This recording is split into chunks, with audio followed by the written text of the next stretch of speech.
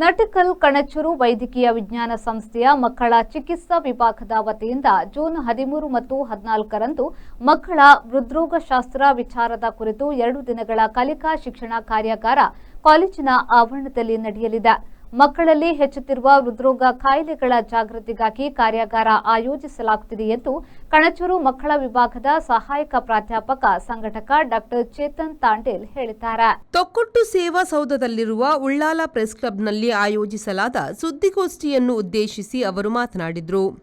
2 ದಿನಗಳ ಮಕ್ಕಳ ಹೃದ್ರೋಗ ಶಾಸ್ತ್ರದ ಕಾರ್ಯಾಗಾರ ಮಕ್ಕಳ ಹೃದಯ ಸಂಬಂಧಿ ಪ್ರಮುಖ ರೋಗ ನಿರ್ಣಯ ಕ್ಷೇತ್ರದಲ್ಲಿ ಜ್ಞಾನ ಮತ್ತು ಪ್ರಾಯೋಗಿಕ ಕೌಶಲ್ಯಗಳನ್ನು ಹೆಚ್ಚಿಸುವ ಗುರಿಯನ್ನು ಹೊಂದಿದೆ. ಇಸಿಜಿ, ಎದೆಯ ಎಕ್ಸ್ರೇ, ಓದುವಿಕೆ ಮತ್ತು ಮಕ್ಕಳ ಎಕೋಕಾರ್ಡಿಯೋಗ್ರಫಿಯ ಮೇಲೆ ಕೇಂದ್ರೀಕೃತ ಅವಧಿ ಸಲಹೆಗಾರರು, ಮಕ್ಕಳ ವೈದ್ಯರು ಮತ್ತು ಸ್ನಾತಕೋತ್ತರ ವೈದ್ಯಕೀಯ ವಿದ್ಯಾರ್ಥಿಗಳಿಗೆ ಅನುಕೂಲವಾಗುವಂತೆ ಕಾರ್ಯಾಗಾರವನ್ನು ಆಯೋಜಿಸಲಾಗಿದೆ. ಕಣಚೂರು ವೈದ್ಯಕೀಯ ವಿಜ್ಞಾನ ಸಂಸ್ಥೆಯ ಅಧ್ಯಕ್ಷ ಡಾಕ್ಟರ್ ಹಾಜಿ ಯುಕೆ ಮೋನು ಕಾರ್ಯಾಗಾರ ಉದ್ಘಾಟಿಸಲಿದ್ದಾರೆ. ಉದ್ಘಾಟನಾ ಸಮಾರಂಭದಲ್ಲಿ ಕಿಮ್ಸ್ ನಿರ್ದೇಶಕ ಅಬ್ದುಲ್ ರಹಿಮಾನ್ ಸಹಿತ ಹಲವು ಗಣ್ಯರು ಭಾಗವಹಿಸಲಿದ್ದಾರೆ ಎಂದರು. ಜೂನ್ 13 ಮತ್ತು 14 ಅದು ಶುಕ್ರವಾರ ಮತ್ತು ಶನಿವಾರರಂದು ಕಾಲೇಜು ಆವರಣದಲ್ಲಿ ಮಕ್ಕಳ ಹೃದ್ರೋಗಶಾಸ್ತ್ರದ ಕುರಿತು ಸಮಗ್ರ ಕಾರ್ಯಾಗಾರ ಮತ್ತು ನಿರಂತರ ವೈದ್ಯಕೀಯ ಶಿಕ್ಷಣ ಕಾರ್ಯಕ್ರಮವನ್ನು ಆಯೋಜಿಸಲಾಗಿದೆ. ಈ 2 ದಿನಗಳ ಶೈಕ್ಷಣಿಕ ಕಾರ್ಯಕ್ರಮವು ಮಕ್ಕಳ ಹೃದ್ರೋಗಶಾಸ್ತ್ರದ ಪ್ರಮುಖ ರೋಗ ನಿರ್ಣಯ ಕ್ಷೇತ್ರಗಳಲ್ಲಿ ಜ್ಞಾನ ಮತ್ತು ಪ್ರಾಯೋಗಿಕ ಕೌಶಲ್ಯಗಳನ್ನು ಹೆಚ್ಚಿಸುವ ಗುರಿಯನ್ನು ಹೊಂದಿದೆ.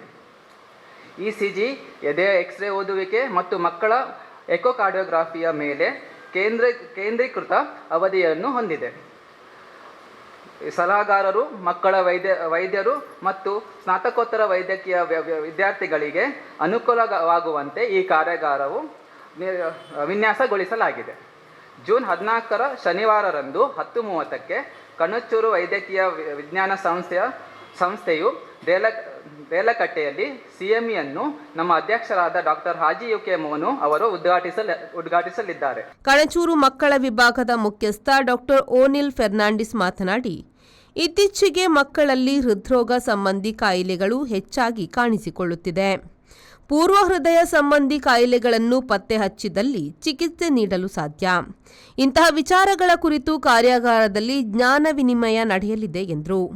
ಒಂದು 2 ರಿಂದ 2.5 ಲಕ್ಷ ಮಕ್ಕಳಿಗೆ ಮಕ್ಕಳ ಹೃದ್ರೋಗದ ಇಶ್ಯೂಸ್ ಇದ್ದಾವೆ.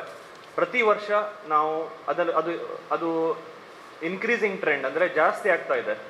ಮತ್ತು ಅಪ್ರಾಕ್ಸಿಮೇಟ್ಲಿ ನಾವು ನೋಡಿದರೆ 1 ರಿಂದ 100 ಜನ ಮಕ್ಕಳಿಗೆ ಮಕ್ಕಳ ಹೃದ್ರೋಗದ ಇಶ್ಯೂಸ್ ಅಂದರೆ ಪ್ರಾಬ್ಲಮ್ಗಳು ನಾವು ನೋಡ್ತಾ ಇದ್ದೇವೆ. ಮತ್ತು ಅದರಲ್ಲಿ ಕೂಡ 25%, ಅಂದರೆ 1ರಲ್ಲಿ 100 ಮತ್ತು ಅದರಲ್ಲಿ 25% ಮಕ್ಕಳಿಗೆ ಚಿಕಿತ್ಸೆ ಬೇಕಾಗುವಂಥ ಹೃದ್ರೋಗದ ಚಿಕಿತ್ಸೆ ಮತ್ತು ಸರ್ಜರಿ ಬೇಕಾಗುವಂಥ ಇಶ್ಯೂಸ್ಗಳು ಬರ್ತವೆ.